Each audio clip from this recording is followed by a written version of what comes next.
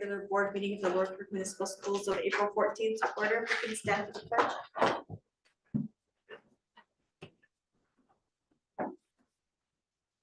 I pledge allegiance to the flag of the United States of America and to the republic for which it stands, one nation, under God, indivisible, with liberty and justice for all. I salute the flag of the state of Mexico and the city of Sandoval, with perfect friendship among the united cultures.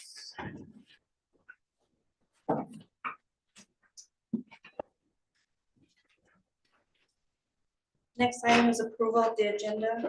We don't have Our accountant, our auditor, so we can move that down to action items, make it C, action item BC. Is there a motion to adjust the agenda to move action item A down to item C? I'll move amended agenda as presented with moving our auditors down to C. Motion by Mrs. Esquivel. Is there a second? I'll second motion. Seconded by Mr. Delaro. All in favor? Aye. Aye. Motion carries. Next item is approval of the regular meeting minutes of March 10th of 2025. Is there any questions or comments regarding those meeting minutes? I'll move to approve the minutes as presented. Motion by Mrs. Esquivel. Is there a second? I'll second the motion. Seconded by Mr. Delaro. All in favor? Aye. Aye. Motion carries. Next item is Board of Education issues. Dr. Lucas? Just a reminder of the upcoming conferences. We have the School Law Conference in Albuquerque, June 5th through 7th. The Leadership Retreat, July 10th through 12th. And it's supposed to be Dr. Rock, right? Yeah. But it still is not posted as what it officially is. And then the annual convention, December 4th through 5th.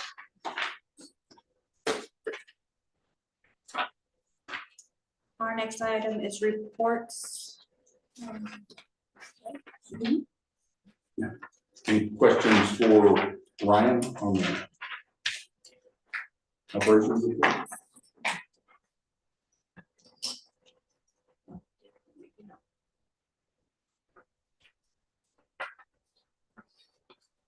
Who wasn't on here? I was just wondering, I know every year we have issues with the microphones for graduation in the gym. Are we good on that one? Okay.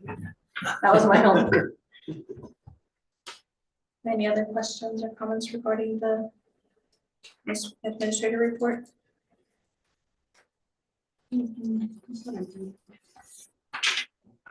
Okay, so you're first. Alrighty. I just go by the way. She's like, yes, I can go home. Get over and done with, huh? Okay, well, hello, everyone. Hello. There's really not much to say, except we're in testing season. It's time to review what we know, and a lot of field trips, and we're just coming down to the bottom to see how much we've gained of learning. Any questions? How was today's field trip? It was good. Good. Good.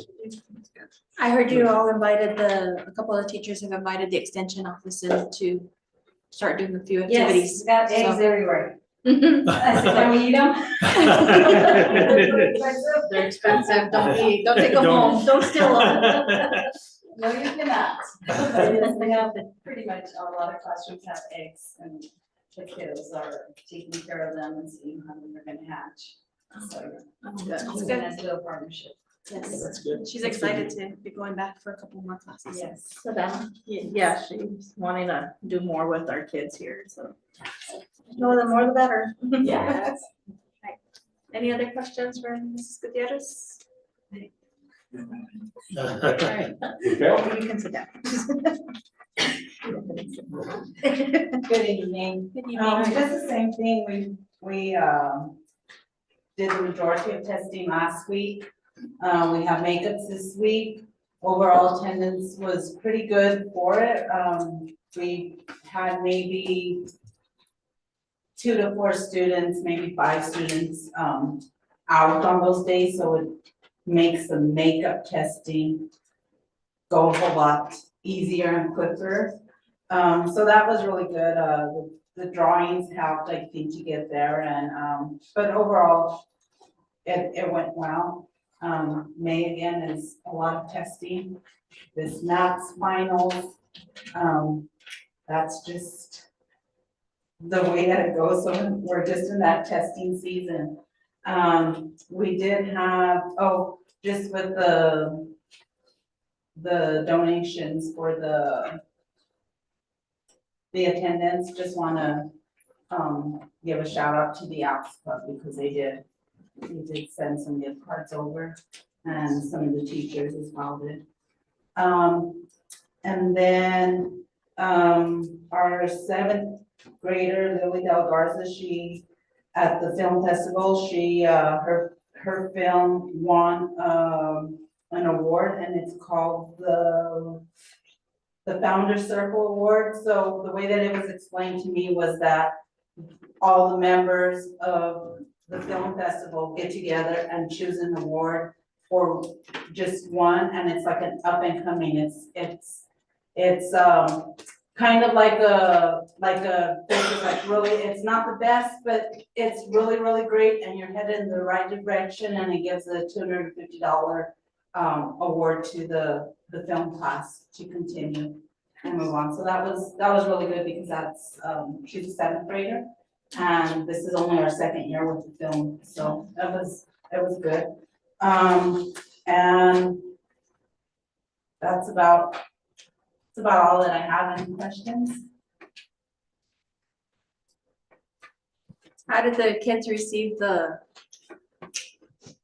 how were they receptive to the games and the prizes and? You know, they were, overall, I think it was really good especially for our younger ones. Sometimes our older students are already too cool for anything like that, but even at that, I was told by parents that the kids, they really liked, like on that Thursday, 6th and 7th grade don't have to test in science. So we just kind of like kept them out of the building and had some activities out on the field. I think they played kickball, then went into the gym and played something else, had a movie in the afternoon, and then, actually everybody did because we had finished science testing by then, and then had a volleyball, and pizza and all that, just a celebration to finish testing. And so I think that they really enjoyed it. It seemed like everybody was into it, and you know, it's testing is a stressful time for not only students, but also for the teachers. It's like the most tired week, the week that you are so tired because all you can do is stand there and monitor and walk around. That's all that you can do. And so, so I think overall, with the majority of kids, went well. That's good. Thank you. Any other questions? Thank you. Thank you. Good evening, board members. Back with this. Yeah, we did our SAT testing last week as well. We have about 3 kids that start the test. We're testing a couple of them now. This is part of the week. And then hopefully we get them all done this week. We have till next week to complete it, but try to get them done this week. Our students went to National History Day there in Albuquerque. Everybody did real well. We had one student, Mia Bernal. She took 2nd, so she qualified for the nationals in Washington, D.C. She has to make up her, she has to determine if she wants to go by tomorrow. See if she's gonna go for treat. So we'll see what happens there. As a board day, he's the one who I should have brought the T-shirt.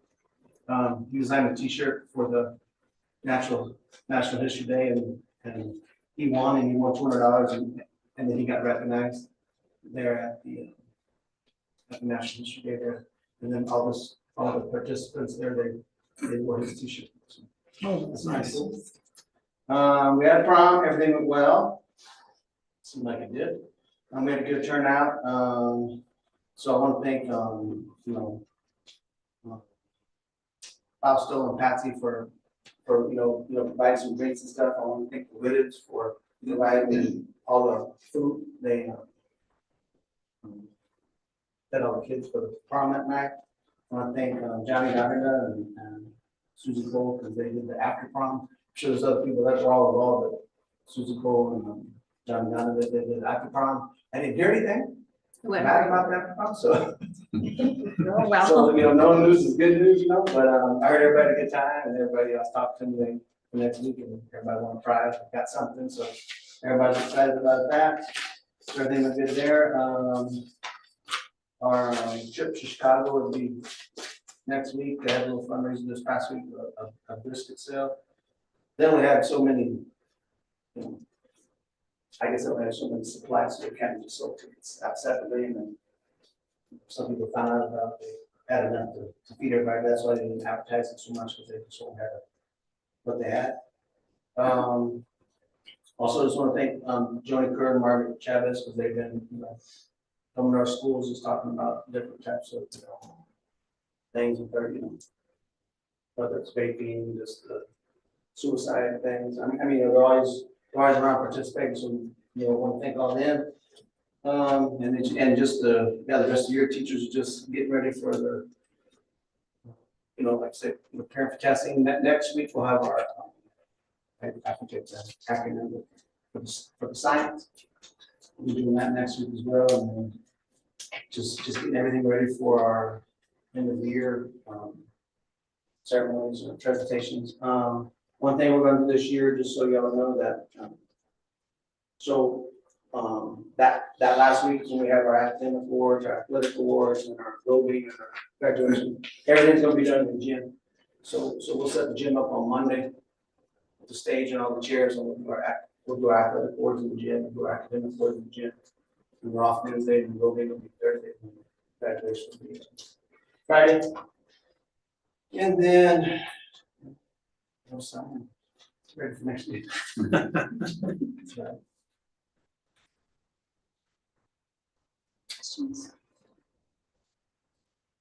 thank you. Thank you, Mr. Robertson.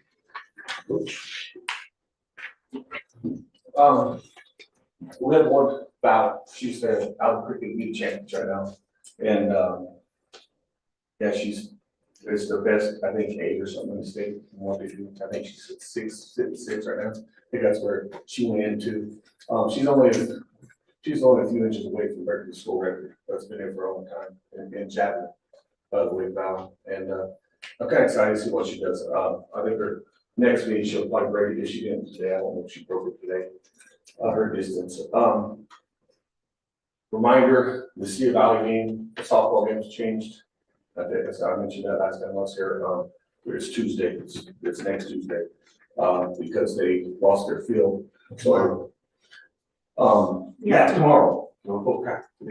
Tomorrow, Tuesday. They changed. Yes, Messia. And then tomorrow, since our JVs were canceled, the game tomorrow still same time, varsity 3 o'clock baseball here. It's a single. So just a one game tomorrow. And then also Mescalero, we're playing their double varsity for softball here, not over there. Okay, now trying to think of we have our Hidalgo relays coming up next week. Next Friday. I think that's correct. Friday, it's Friday. Not Thursday, it's Friday. I think that's it. I think I'm missing anything else. May 19th, yeah, the physicals, but I don't know if you told them that. That's kind of gonna be nice. I'll post it with our app, what the parents have to download and fill out. I'll post it on our app page. It's 7th will be our junior high, and the 14th will be our high school. And we'll try to knock out physicals. That would be awesome. And we can knock that out beforehand, and they do the concussion test and stuff right now too. So that'll be pretty nice going this summer when everyone's already done all their stuff. And I think they're gonna charge us $15. No insurance, that is $15. And I want to thank Mr. Lucas for doing all that. We with HMS getting all that. So yeah, any questions? We have a lot going on in athletics, guys. It's nonstop. Anything? I think baseball, softball both doing good. Track is really good. Girls keep winning. And yeah, I don't know. Our boys are competing. So, no questions? All good? I guess my question is just a suggestion, Yes. it's not a question. Just to let those that are not doing like volleyball, football, like right off the bat, to go ahead and do their physical for the year. Cause it's pretty cheap to do the physical in May than waiting, cause you know, That's some the kids. best. Well, and it'll be every athlete. Yeah, They because will some announce anybody athletes interested. wait till Right. like they enter that sport, so Right. just to like let them know, like, hey, if you're thinking about doing Well, Yeah, our basketball chance to get later on everybody- the road, just go ahead and do this, Yes. since it's gonna be cheaper for your parents. to right, pay. and for instance, even, we were just talking, in fifth graders, Mhm, because the sixth graders are about to play, so we mhm. go from fifth, sixth, seventh. I didn't think about that, the fifth for basketball. Yeah. Yeah, hopefully we knock out all athletes. I thought it was just only 6.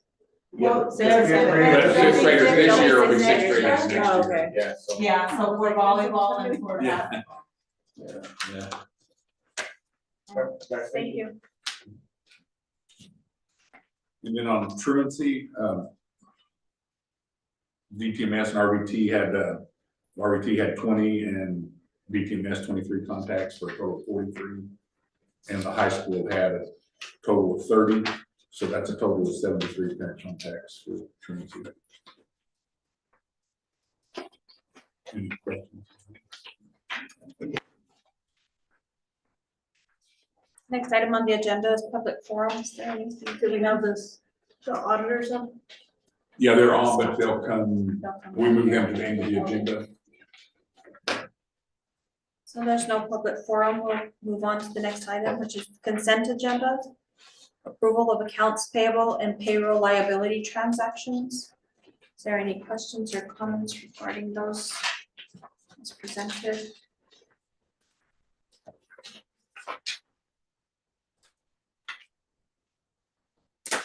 I think I just.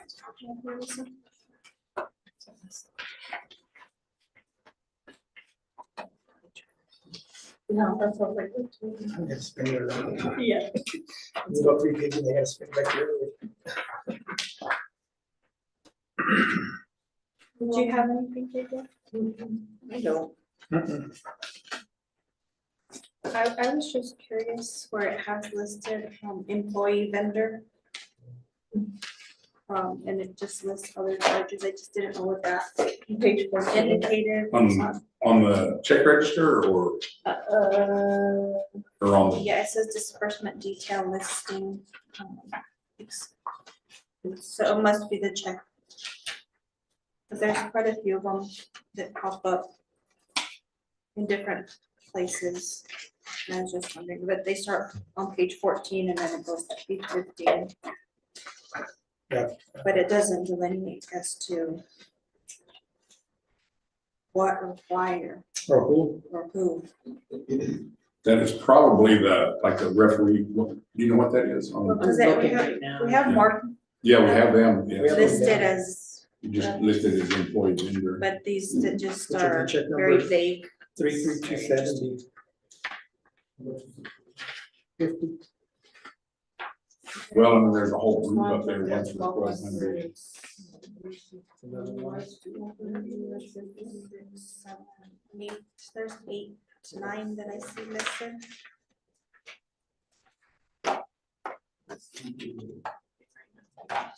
That paying out on the workers' comp.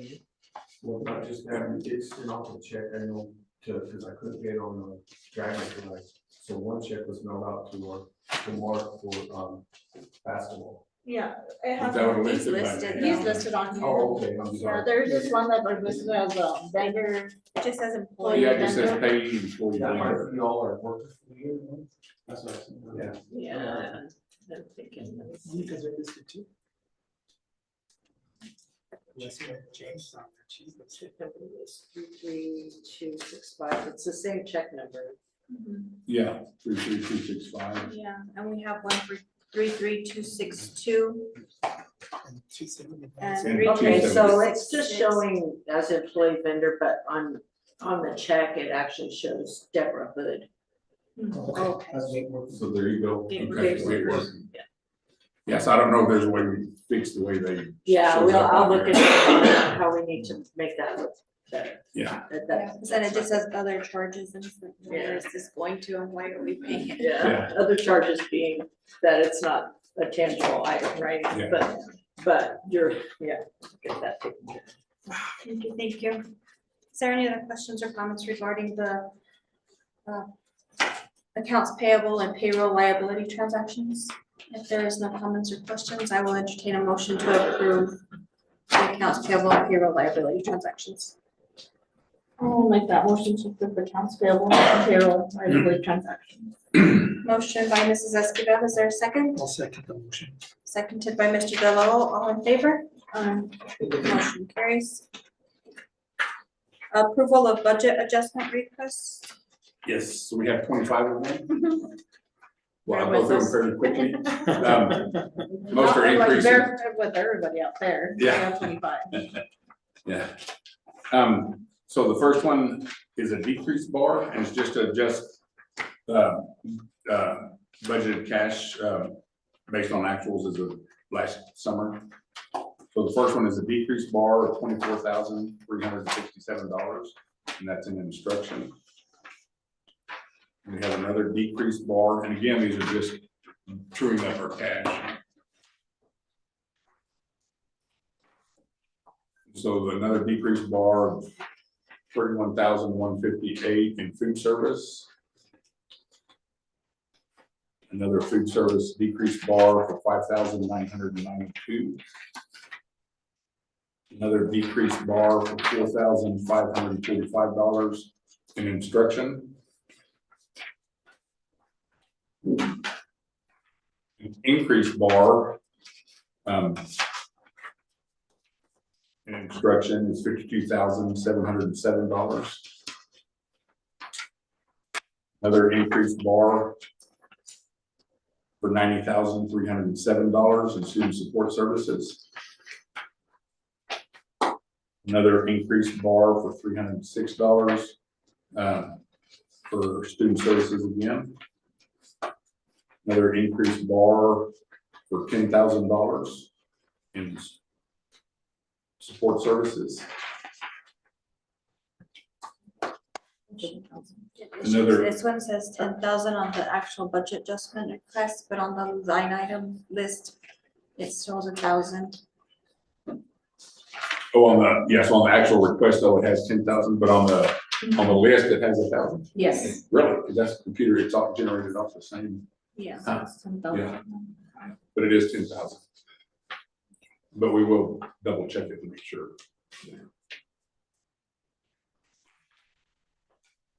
You need to look at them. Yeah, I can, I'll look at it right now, the actual bar itself. You need the bar number. What fund 31. is it from? It is from Bond building. Okay. Oh, no, city No, grant, it's sorry. 29,107, Sorry. Okay, no, it's good. and then 31. is the- So as we move on, the next one is another increased bar for $331,073. That's another issue. And that's, We have The it bond. as 311. 311, We have 73. yeah, 311,073. Okay. Yeah. just making Yeah. sure. Yeah. I thought you said another number. Yeah, you Oh, did. oh, did I? Yeah, that's what I was like, I wait know a what I was minute. reading. Another increased bar for 29,920. That decrease, this is capital outlay, $62,772. An increased bar in capital outlay for What's the 78 decrease? cents. A decreased bar in debt service for $173,817. An initial budget to adjust the cash values for $5,050. Another increased bar for $23 in support services students. Another increased bar in instruction for $2,758. This is a maintenance bar, just moving within the same fund, but just moving them into different functions. So they all zero out. The next one is a transfer bar, which is moving out of different funds into other funds. And again, it zeroes out. Another transfer bar. And it zeroes out again. Next one's another transfer bar. Again, zero. Next one is another transfer bar of several items, which is a zero. And a maintenance bar, which again is all the same function. Then we have an increased bar of 52,251 in central services out of operational for software. Another increased bar, $17,000 for computers related equipment.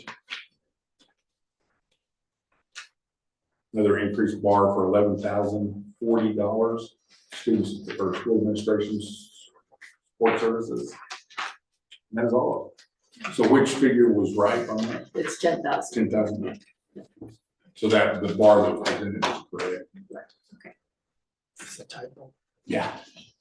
Is there any questions or comments regarding bars 1 through 25 as presented? No. If there's no questions or comments, I'll entertain a motion to accept the bars as presented to the board. I'll make that motion to approve the budget adjustment request.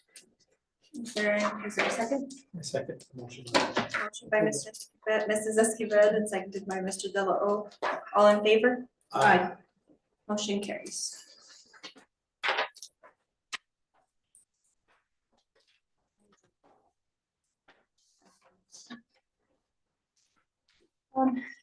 Next item is discussion items, the 2025-2026 budget.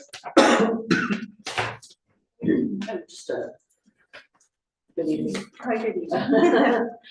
I have just a few things that we learned last week at the school, the spring budget workshop. That we just got back from.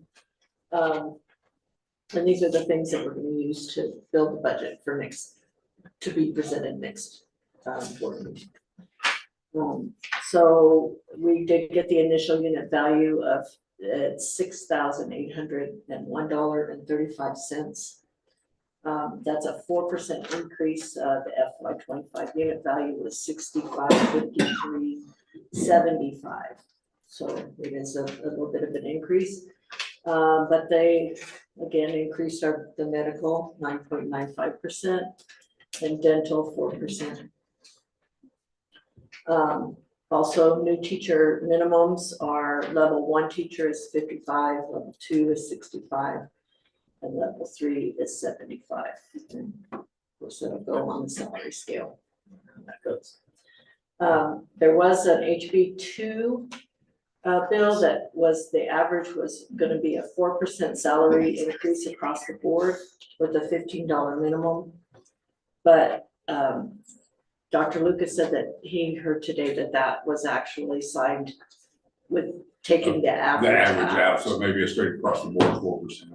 That's what was told us in our superintendent's meeting today. There was also a rumor of a 30,000 for IAs, but we haven't heard anything about that. 30,000 minimum for IAs, but we haven't heard anything about that. School registered nurses are now required to follow the same salary guidelines as teachers. So you'll have your 55, 65, and 75 for your school nurses. And there will be more guidelines on this from PED as to what qualifies as a level 1, 2, and 3. So, because there's, like we were discussing, there's lots of different licensures for an RN, right? So that there'll be more to come on that. Since the level 3 minimum increased, principal salary minimums have also increased. And those are on the salary assurances on the Penn website. And then, so the Lordsburg budget due date is May 22nd. And we will have the budget ready to present at the May board meeting for you all. which will be May 19th. Then we'll have committee meetings. In between those. And Dr. Lucas will set those up. Yeah. Right. Are there any questions? So this would be on the contract.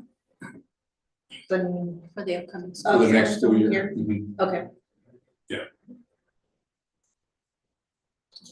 Any other questions or comments? Thank you for the updates. Next item is the 2025-2026 federal grants. Right, so far, the Title I and Title II are open.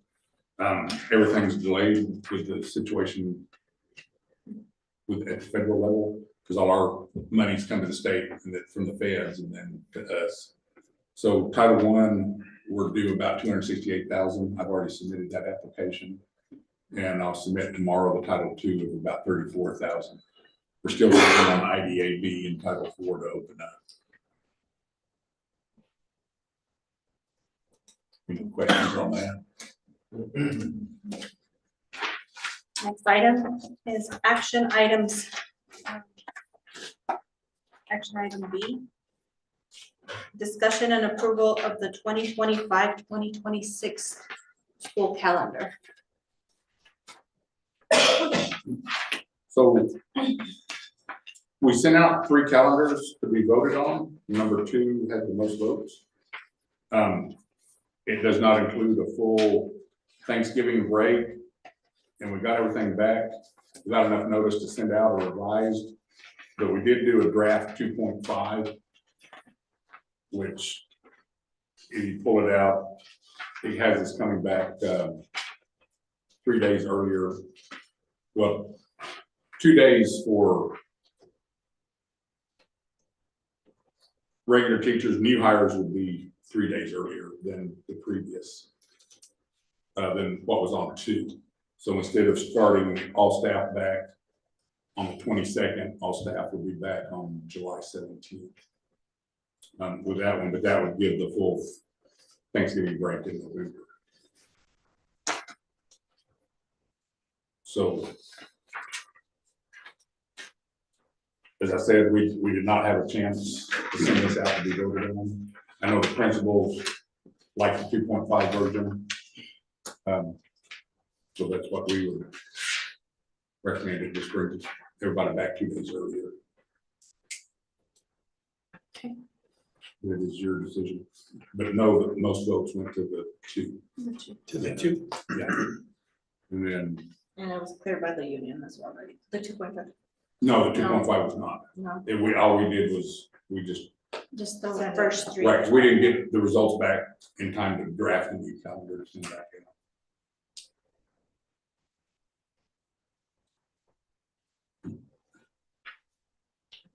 And the 2.5 is just bringing back a little bit earlier with the full Thanksgiving. Right. So it takes the 2 days that we would have had off for things, or we had to work for Thanksgiving and put it at the beginning of the year. To give a full week at Thanksgiving. Takes the Friday. And it is always entirely your choice. I mean, you could go with 1, 2, or 3, or 2.5. It's always your decision. I just want to say thank you to Ryan for working very hard. Yes. Yes. Trying to accommodate everybody's needs and wants and I just want to say the only reason why we did the 3 with the Fridays is because we have to accommodate with our 100 and some days, 152 days. Yeah. So that's the only reason why we had Friday schools. Yeah. For like the first part of the 6 semester. weeks, 9 weeks. something. Yeah. So that's the only reason why, just to start later in August. Start later and accommodate with adding that, The fall Break. break. Yeah. And Thanksgiving. I'm ready to make a motion. To I'll entertain accept, a moment, a motion. to accept the draft of 2.5 as presented to us. We have a motion for accepting the 2025-2026 2.5 version of the calendar. Is there a second? I'll second the motion. to There's a approve. second by Mr. Della O for draft 2.5. All in favor? Aye. Motion carries. This is pretty much putting us into having all year. Yeah, just that.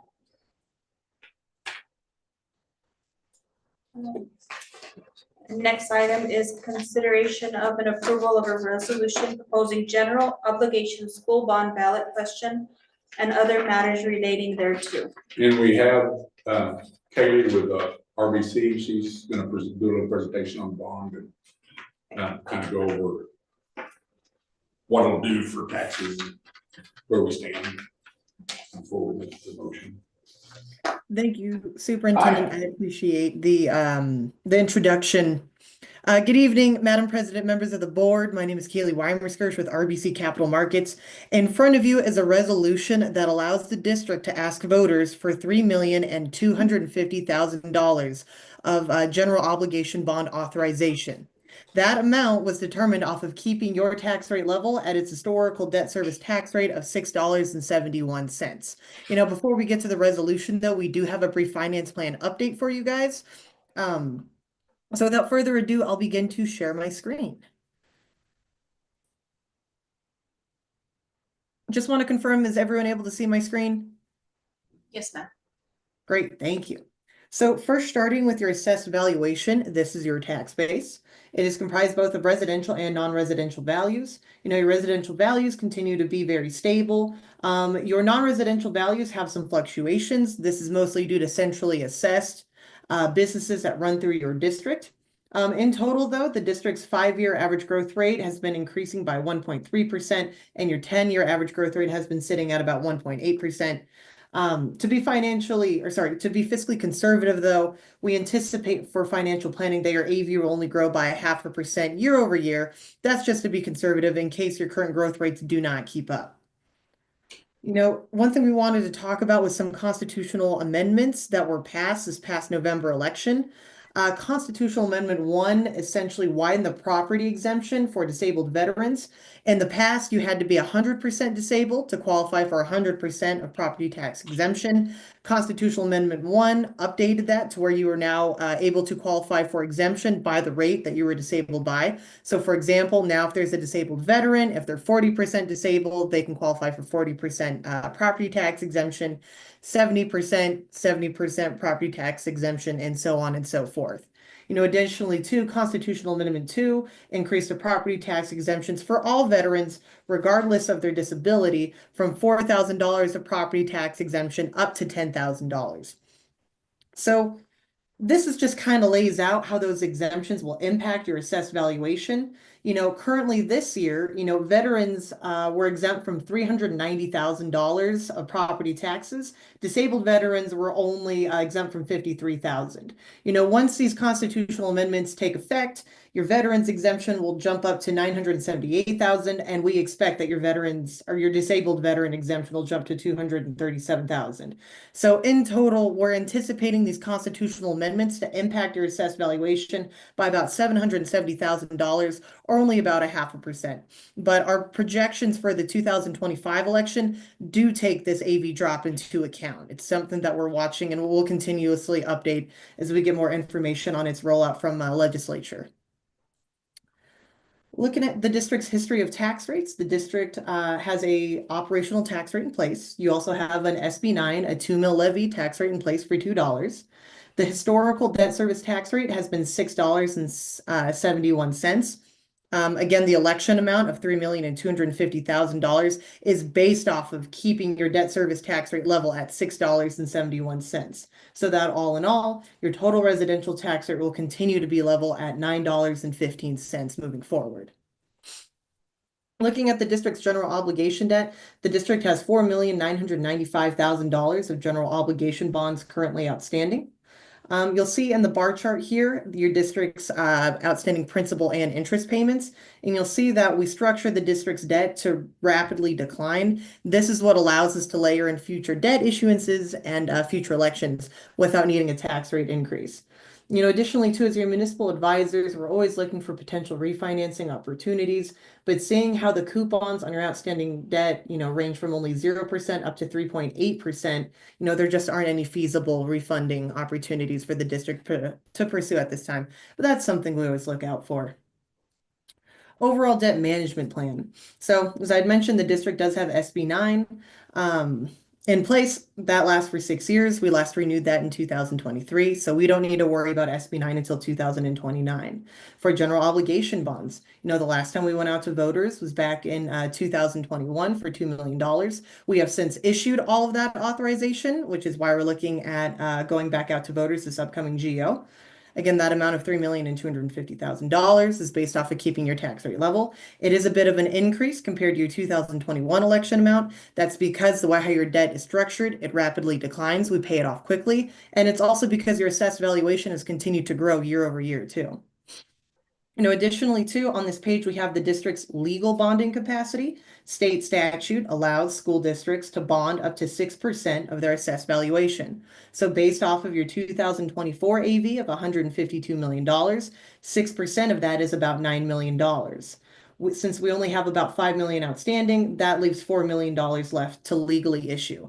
The reason why we're not going out for $4 million though, and instead are going out for $3,250,000 is because of that tax rate constraint. Going out for a higher election than $3,250,000 could potentially require a tax rate increase. And here's just kind of an overall view of the district's elections. So again, November 2025, upcoming here, $3,250,000. If the growth in your tax base continues to be strong, like we've seen, then we could expect a larger election in November of 2029. Currently, we're projecting an amount of $3,500,000, but we refresh those numbers annually as we get updated data. That really does honestly conclude most of my presentation. A couple things I just wanted to note about the resolutions is that for one, election authorization lasts for 4 years. So once voters approve this upcoming November, we'll have that authorization until November of 2029. Additionally too, in the election resolution, it states that it's the board's intent to maintain a tax rate of $6.71. Just want to note that that is a goal. It's the intent. It's not a promise though. Unfortunately, we cannot predict the future. Should your AV drop, it may require a tax rate increase to be able to pay for your outstanding debt. But again, our goal is to maintain your tax rate level at $6.71. With that, I stand if there's any questions, about the district's plan of finance or about the upcoming election or even the election resolution that is in front of you. Any questions or comments?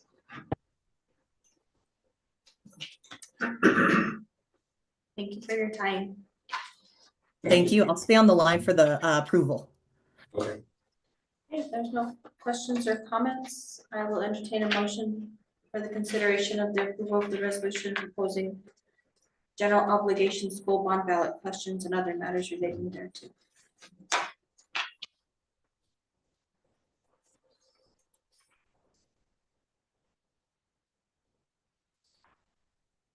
I'll make that motion.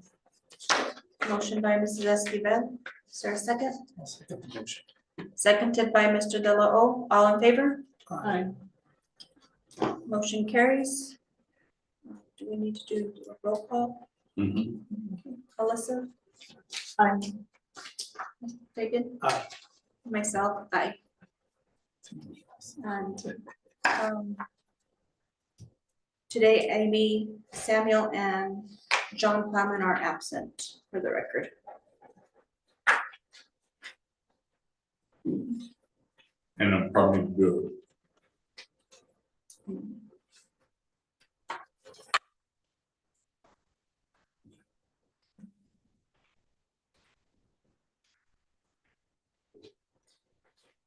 Next item is action item C.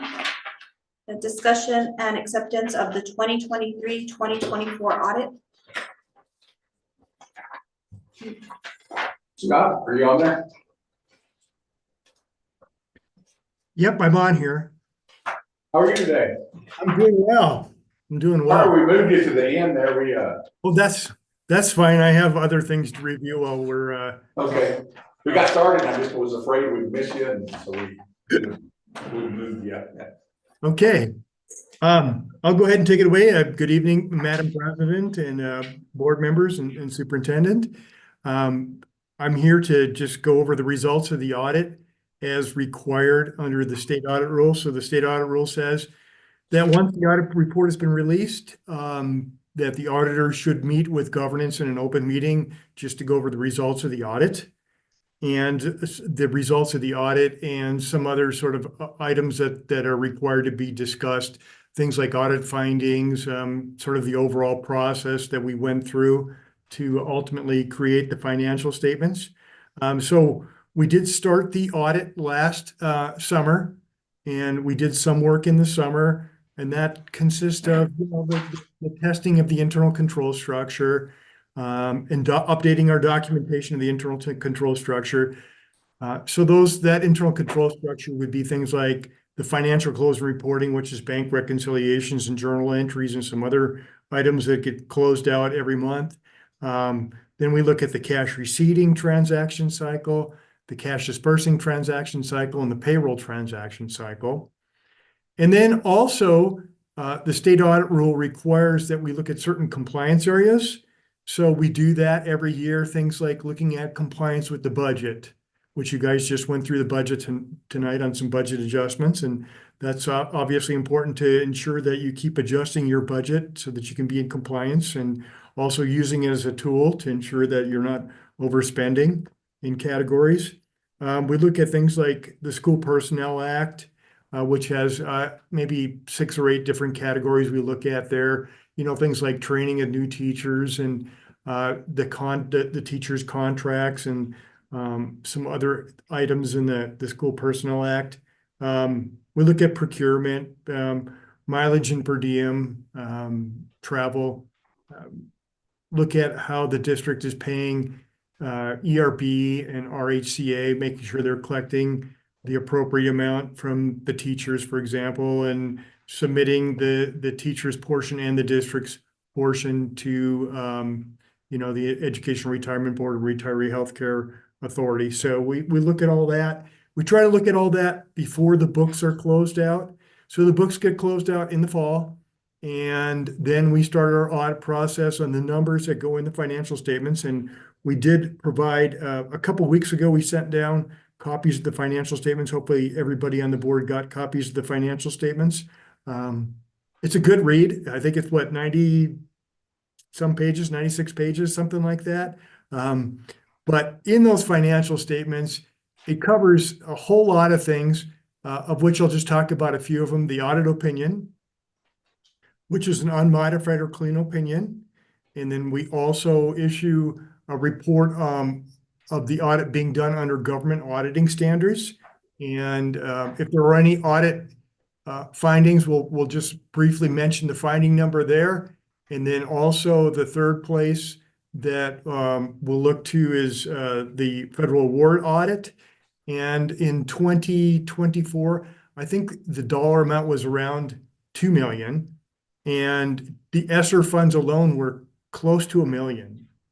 Of course, those go away here. There is a increase in the threshold for federal audits.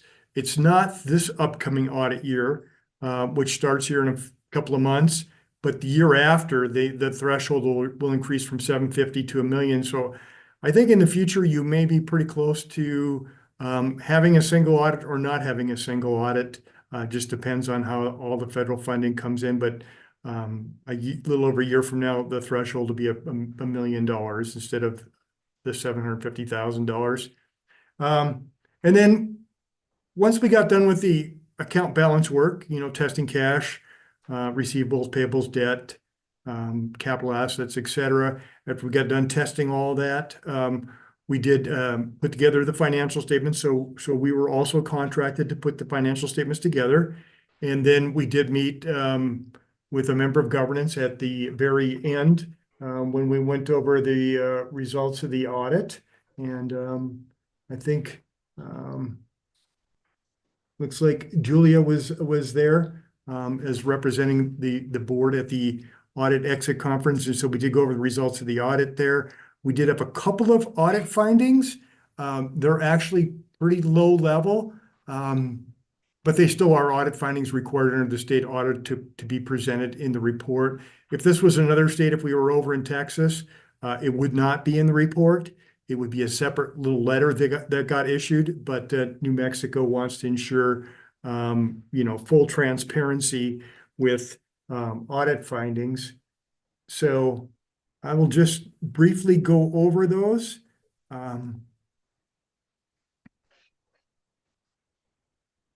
So on page 92 of the report, we did have an audit finding that was repeated from the previous year related to budgets. And there was one category that was over budget by $60,000. And you can see, the recommendation is just continue to go through and reconcile the budget and ensure that you're doing your budget adjustments timely. The district acknowledged the finding and will continue to work on that. The second audit finding is controls over purchasing. This is an other matter, again, another lower level sort of finding. We noted that during the process of looking at the purchasing controls, we know 3 purchase orders were created after the vendor invoice. And really the way it's supposed to be, you start with the requisition, then the purchase order, then the order is submitted, and then the vendor provides you the good or services and sends you the invoice. So I think in a couple of cases here in our sample, that those purchase orders were created after the fact. And then we noticed a couple of other small items, observations related to, sign-offs and approvals and such. We know that there's not that many people in the process, but we're just saying that there should be, those sign-offs appropriate and accordingly. And then the last finding is on cash controls, another what we call an other matter. Again, a lower level audit finding that would be normally in a recommendation letter.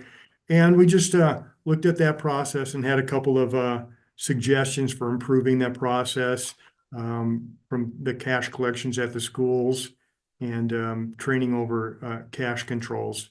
And so management did agree with the that audit finding. Will implement some better, enhance the controls that are already there is probably a good way to put it. So that's what's required. I think overall the audit process went quite well. We did, of course, submit on time, which is obviously important because 2 years ago that did not happen. Our first year last year, we were able to work with management and get it submitted on time, and this year again on time. So I think, overall, a couple of things to maybe enhance the processes, but overall good audit. And that's what we're required to talk about. Anybody have any questions? Because I certainly answer any questions anybody might have. It's an exciting read. Yeah. On that 60,000, the cash overage, was that the one that we had been, I think, from previous years that we hadn't been able to balance and finally got it when y'all came on board, or was that a different one? So are you talking about the budget or the difference on the cash that was there in the previous year? Yeah, the cash that was there in the previous year. Yeah. Because that was a finding I think we've had before. Yeah, she had it for, I think, a couple years, but it was resolved this year. This last year under audit, we looked and did our testing of the bank reconciliations and tying the bank reconciliations to the trial balance and looking at all the reconciling items. I think that worked out just fine. So we considered it resolved. And just one more thing to add. I know it's a lot to absorb if you read these financial statements.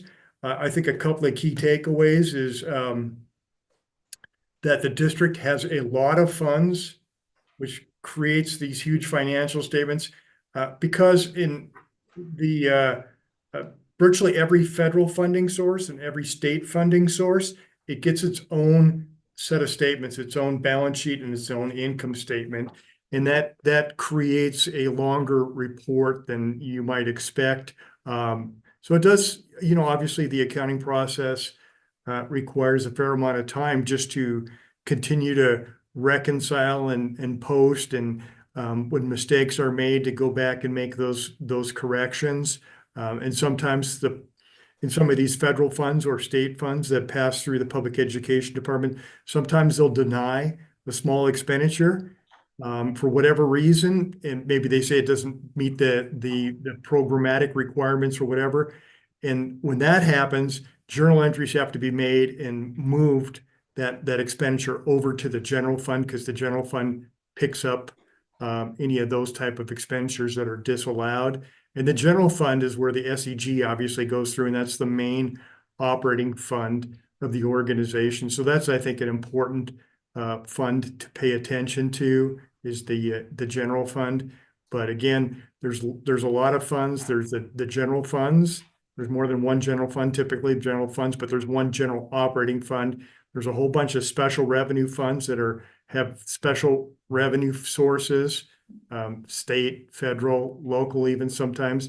And then there's capital projects funds, and of course, the debt service fund, for which property taxes are collected and used to pay down the debt, and then you recycle back through and then issue new general obligation bonds, and that happens every so often. And the district, of course, has, as all school districts, that's how the property tax mill levy is the ultimate source to be able to pay for improvements and enhancements to the school buildings.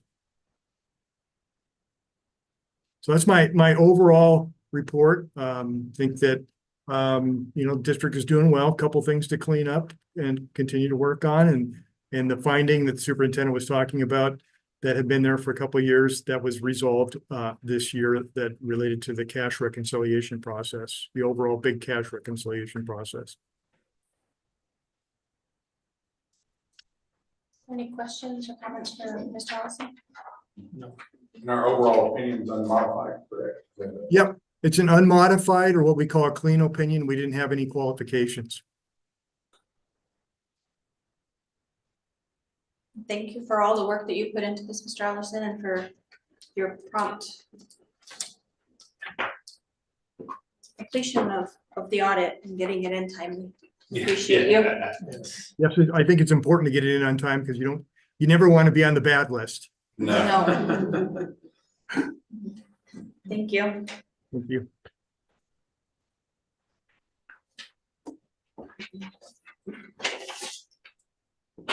Is there a motion to approve the 2023-2024 audit as presented by Mr. Allison? I'll make that motion to accept the 2023-2024 audit. Motion by Mrs. Esquivel, is there a second? A second. Seconded by Mr. Della O. All in favor? Aye.